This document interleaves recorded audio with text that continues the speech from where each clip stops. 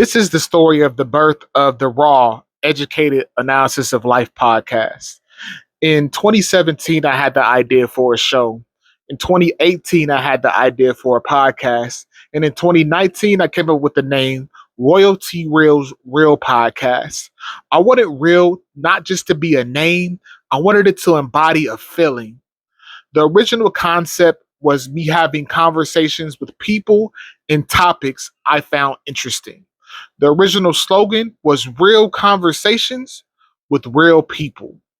My first official episode has not been released. It was an episode featuring Queen RoyalT, and we discussed being thankful on Thanksgiving in 2019. Like I said, that episode has never been officially released. My first official 3 episodes that have been released featured Maury from 60 Days In, Nova, who was an OnlyFans content creator, and comedian John A. Thompson, who I had saw on Kev on Stage's show Keep Your Distance. I had just finished watching 60 Days In, binge watching. You all know the pandemic was crazy. We were all binge watching stuff. So I was still in the middle of binge watching stuff. And so I was catching up and I contacted her via Facebook. She said yes. It was crazy. Like I couldn't believe she said yes. Those 3 episodes went okay, but something was missing. And so my fourth guest canceled on me, and then life started lifing. And so I didn't record my second episode until April of 2022. And I have been messaging back and forth with Geekdom 101. Side note, if you're a content creator, form relationships, be personable. I don't know if you guys saw the interview with DJ Mustard and how he said he would send a beat to Kendrick Lamar every day, but also he said he would send text messages to him as well. He would be text messaging him, just asking him how he was doing. This is what I did with Geekdom 101. If you guys don't know who Geekdom 101 is, he is an established content creator on YouTube with over 700,000 subscribers on YouTube. I reached out to him via Facebook and he said yes. And now I was just finding the time. One night I asked him if he was available. He said, yeah, let's do it tonight. I literally dropped everything I was doing, took a shower, and I ran downstairs and got in front of my camera and I jotted down a couple of questions. I found out what was missing was me. I was the missing piece. I'm naturally good at listening. I had over prepared for the podcast before. I was like, I needed to be structured. I had to have these questions written down. I didn't let it flow. Instead, I just had a couple of key points. And a side note for this video, Albert, this is the third time I'll be recording this video. And I over prepared for this too. And so this time I just did bullet points of things I wanted to touch on so I didn't forget. And this one is already flowing a whole lot better. So it was just me naturally being myself. So that podcast was my best one yet. It went for about an hour and a half. Him and I had similar interests in Dragon Ball and wrestling. It's still my highest viewed podcast at 1.9K. That might not seem like a lot to y'all, but it's definitely a lot to me. A couple of episodes later, Queen RoyalT and I talked about our foster care journey, which was really, really personal for us. It really, really, really was a introspective episode, and I really would suggest that you go watch it. A few months later, I had one of my first challenges of having an in-person episode when I had daylight on that episode, and I had to learn a lesson about taking control. And so it wasn't my first in-person episode, but it was the first episode where I had someone that I didn't know well. I didn't know Daylight well enough to take control of the episode. He was looking for me to take control. And so the angle is a little bit off. The episode is not bad itself, but the episode is a little bit off. The next episode is one of my top 3 episodes. I had Deputy Chief Amada Tingarides of the LAPD on. She did not duck any questions. When I tell you this episode is amazing, it's amazing. Please go watch it. Please go watch it. I'll be posting clips of this episode and my other top 3 episodes coming up. After this, I was looking for a co-host, but before that, I had overcame the challenges. I had my next in-person episode with JoJo. JoJo is somebody I met via Snapchat. I saw her story and she was asking for help with something. And I helped her with I can't remember specifically what it was that she needed help with. And she had mentioned, she said thank you. And she had mentioned ever since her accident, she was thankful. She was forgetting things, but she was thankful to me that I helped her. And I said, oh, accident? What kind of accident? And she had briefly said that she was in a wheelchair since 2019.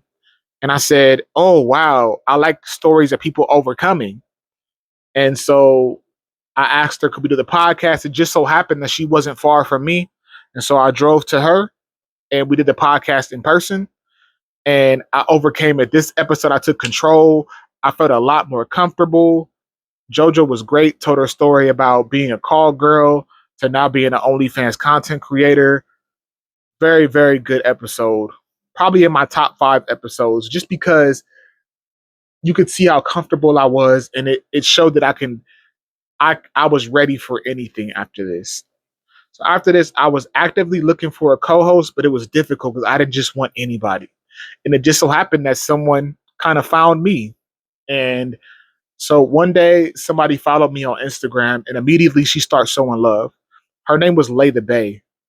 She started to like my podcast clips. And when she liked my podcast clips, I inboxed her and I said, thank you so much for showing love. Some people just follow you and don't do anything. And so we found out that we had similar interests and we had a conversation. And I asked her, was she willing to be my co-host? But I wanted something to change. I wanted something to be different now that she was on, but I didn't want to change the actual name of the podcast all the way.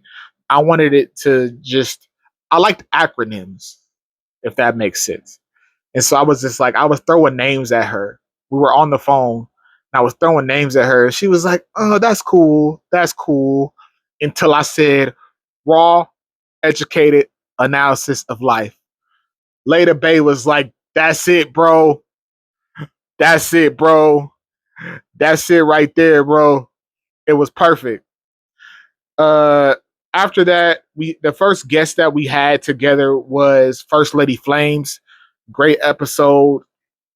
After that, we interviewed Gaylina. If you don't know who Gaylina is an overcomer. Her and I have a connection because the day of her accident was the day that my mom passed away, the exact same day. Um, After that, I ended up meeting my best friend, who I know now as Booney, but I met her as Poetic Cosplay. Uh, or as she's known professionally, SR Graham, or the Sensual Genius. This is also one of my top 3 favorite episodes. I can't rank them, but her and I started talking for about a week before this, and it just flowed. When I tell you the episode flowed because her and I had a connection. She's a writer, she's a poet, she inspired me to release my book. It just flowed. Uh, a few months later, Lay the Bay was no longer able to continue with the podcast due to personal issues. It was no beef between us. It was just personal things with her. Booney was able to step in, but by this time, Booney had launched her own podcast, which was named the Social Psycho Podcast. And so I was already featuring on her podcast, and we were pulling double duty on each other's podcast. We had did a joint episode between our podcast, and we had somebody crash the podcast. Do y'all know who Jaguar Wright is? I really didn't know who Jaguar Wright was, but she crashed the podcast. We did not like it, and we ended up kicking her off. The footage is still up. We kicked her off. The part of the podcast that Jaguar Wright is on my platform. The rest of the episode is on Booney's platform, the Social Psycho Podcast. Uh, a few weeks later, we had my other top 3 episodes where we had my good friend Erica, also known as the Sensual Poetess, on. It was this episode I am so proud of because it's crazy. I met Erica in 2022 and I told her that I wanted her to be able to share her story on my platform. And this is the first place outside of her platform where she shared her story about having DID. And I'm not going to go too much into it because I'm going to share clips of it. It's amazing. It is amazing that she felt comfortable enough to share her story on my platform, and I'm proud that I provided a safe space for her to provide to be on the platform. It was me and Booney, and I titled it "The Sensual Genius Beats the Sensual Poetess" because they were two good friends of mine, and they hit it off. Every time I bring up Erica to Booney, it's just like, oh, I love Erica. It's just like because the vibe was there. We ended up merging our platforms in 2023, and by the end of 2023, I was really getting sicker. I still deal with health issues, if you don't know, and I was no longer able to continue being on there. And Booney was trying to shoulder the load of it by herself. We had a lot of co-hosts, and a lot of people fell off, and so that's how things ended. So this is the story of the birth of the Raw Educated Analysis of Life show. But you know, I don't think real ever dies. Does it?